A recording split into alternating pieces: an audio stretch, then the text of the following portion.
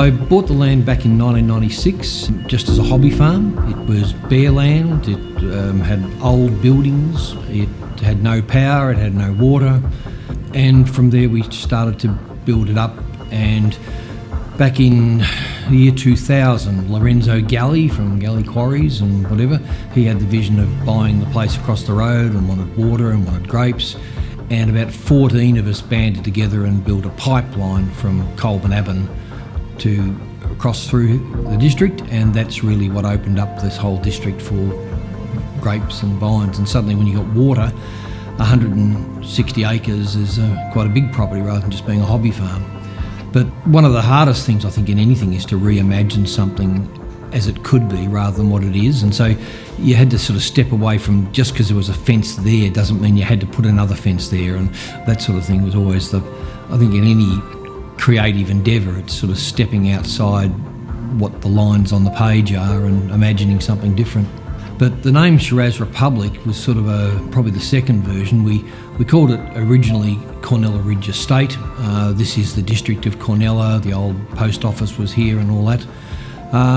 But I've never been a big fan of traditional vineyard names and things like that, and just winery names. They always seem a bit wanky and probably forgettable as well after you've visited 3 of them. The name itself came to me when I was doing some work in the Pacific with AusAid, and I was sitting in a cafe in Samoa, I think it was, and the cafe was called the Republic of Cappuccino, and it struck me that Shiraz Republic would be a great name and a memorable name. But I was always reluctant to actually put it up as a sign because I thought people would think I was Prince Leonard of Hutt or something like that and seceded from Australia. So we kept it as a label for probably 4 or 5 years, and then eventually it just took over, and you realise, people just talked about it and related to it and remembered it, so that's what it became.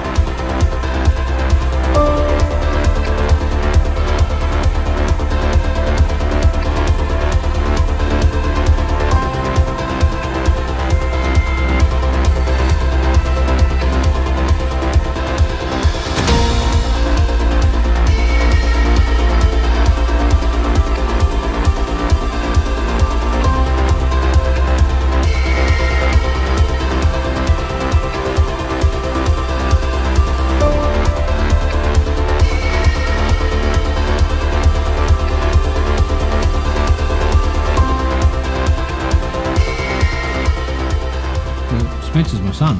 Yeah, that's a good start.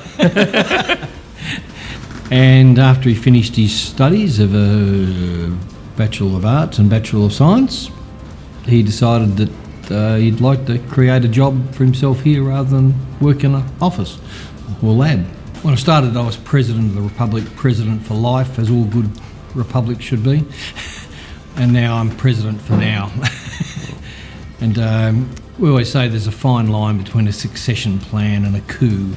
And, at times... Yeah, at times we walk that line pretty closely. But, for nominal reasons, I still remain the President-elect, sitting next to the President here. Yeah. But it's a good exchange of ideas, and,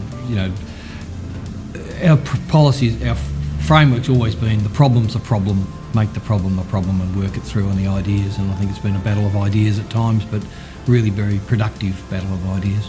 Yeah, so as the resident chemist, once the fruit comes in off the vineyard, it tends to be my baby.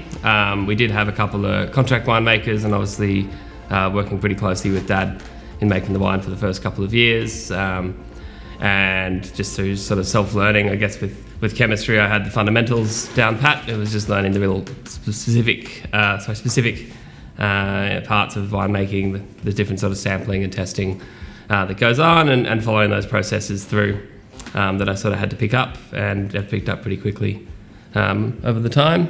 And then I guess, it starts out in the vineyard, and there's always a bit of debate as to when to pick and what's best to pick, and sometimes what's the winemaker wants isn't what the vine grower wants, but we make it work, and but it is actually something that I really, compared to brewing, I much prefer, or at least is a really positive difference to brewing, is that you don't actually have that control. No two seasons in a vineyard are the same, so you can't carry in the same mindset from one vintage to another vintage, because you're dealing with different flavours, different fruit, and the wine is just going to express itself differently. So there's a lot of collaboration that has to go on in what the fruit's looking at from an early stage, from pruning, to obviously make sure we're ready to go at harvest. But then I like the lack of control that you've got once it's in the winery, once it's fermenting, it's active, you're just tasting, smelling, looking, and making decisions on the run. Sort of more like a collaboration with the fruit rather than this sort of top-down approach whereby